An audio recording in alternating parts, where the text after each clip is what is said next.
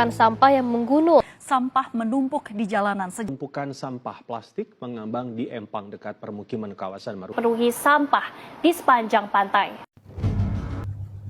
Kita sebagai konsumen merupakan penghasil sampah dari setengah sampah yang ada di Indonesia. Menurut Liputan 6, di tahun 2024, jumlah sampah yang ada di negara kita hampir mencapai 69 juta ton setiap tahunnya, termasuk sampah plastik. Pada tahun 2025, menurut CNBC Indonesia, setidaknya ada 12 juta ton sampah berakhir di laut per tahunnya yang merusak ekosistem.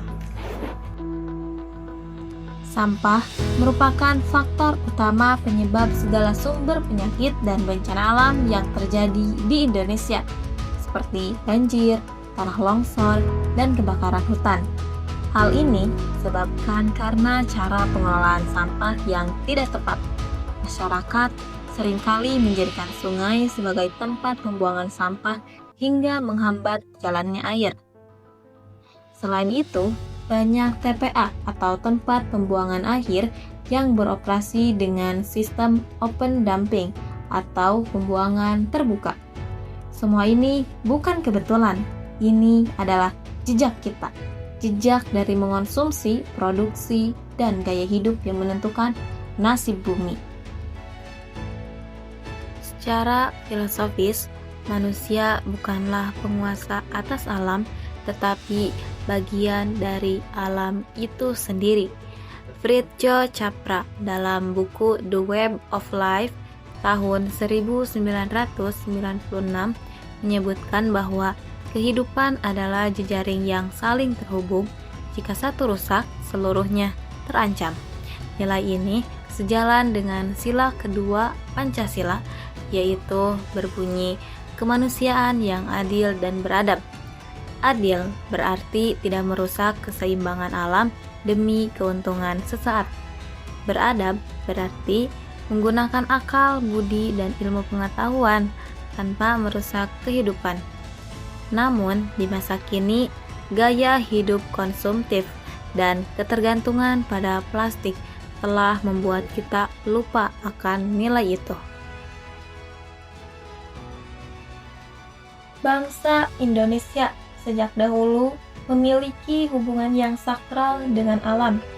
Masyarakat adat mengenal kearifan lokal seperti leuweung larangan yang ada di Jawa Barat atau sasi laut di Maluku, tradisi yang menjaga alam agar tetap seimbang. Namun, modernisasi dan industrialisasi membawa kita ke titik baru. Alam mulai dilihat sebagai komoditas, bukan sahabat. Disinilah makna sila ketiga Persatuan Indonesia menjadi penting.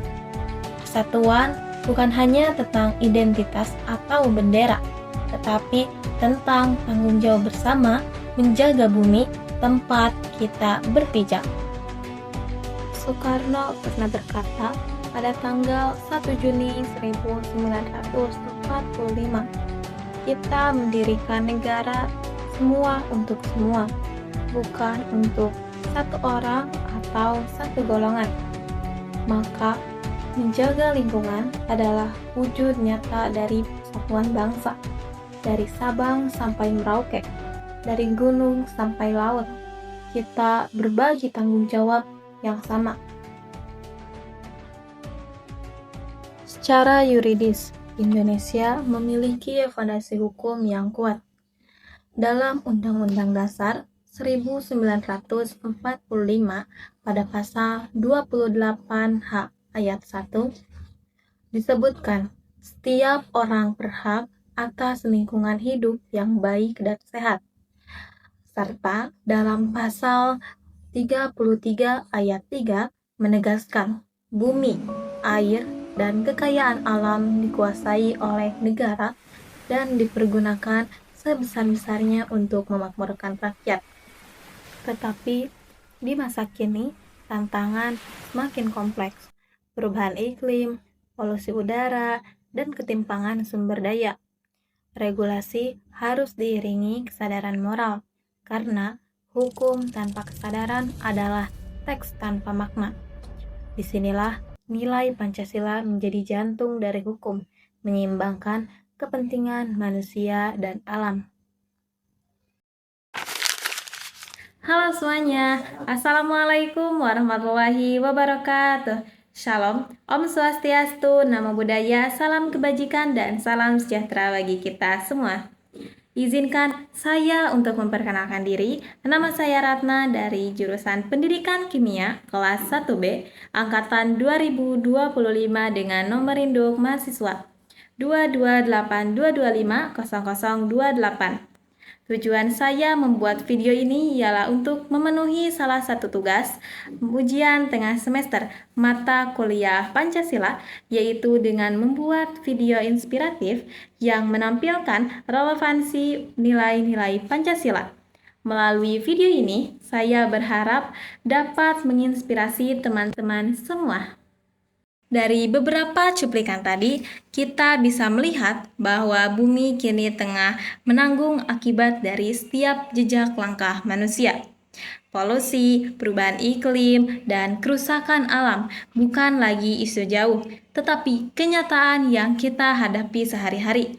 Oleh karena itu, melalui video ini yang berjudul Jejak Kita Nasib Bumi, yaitu sedikit memaparkan mengenai hubungan manusia dengan alam yang dilihat dari 3 sudut pandang, yaitu filosofis, historis, dan yuridis. Selain itu, dalam video ini sedikit memaparkan mengenai kaitannya dengan nilai-nilai luhur Pancasila. Pada tanggal 20 Oktober 2025 memasuki 1 tahun pemerintahan Presiden Prabowo Subianto dan Wakil Presiden Gibran Raka Buming Raka, Kementerian Lingkungan Hidup atau Badan Pengendalian Lingkungan Hidup atau yang disingkat dengan KLH atau BPLH, menegaskan langkah nyata menuju kedaulatan lingkungan dan ketahanan ekologis nasional. Sebanyak 246 dari 343 tempat pemrosesan akhir atau TPA dengan sistem open dumping ditutup atau direvitalisasi setara dengan penurunan 21,85% timbunan sampah nasional atau sekitar dengan 12,37 juta ton per tahun. Nah, langkah ini juga dipertegas dengan komitmen pengelolaan sampah berkelanjutan sebagai bagian dari target penyelesaian RPJMN Presiden Prabowo. 51% di 2025 dan 100% di tahun 2029. Nah, selain itu, Menteri Hanif menegaskan kebijakan pemercepatan penanganan sampah kini bertransformasi menuju pengelolaan berbasis energi. Nah, jadi jejak kita bukan sekedar langkah kaki di tanah, tapi juga keputusan, tindakan, dan nilai yang kita wariskan dari filsafat hingga hukum, dari sejarah hingga masa kini, semua mengingatkan bahwa menjaga bumi adalah menjaga kehidupan. Karena jejak kita nasib bumi bukan lagi sekedar judul, melainkan seruan untuk bertindak bersama demi bumi, demi bangsa, dan demi kemanusiaan yang beradab.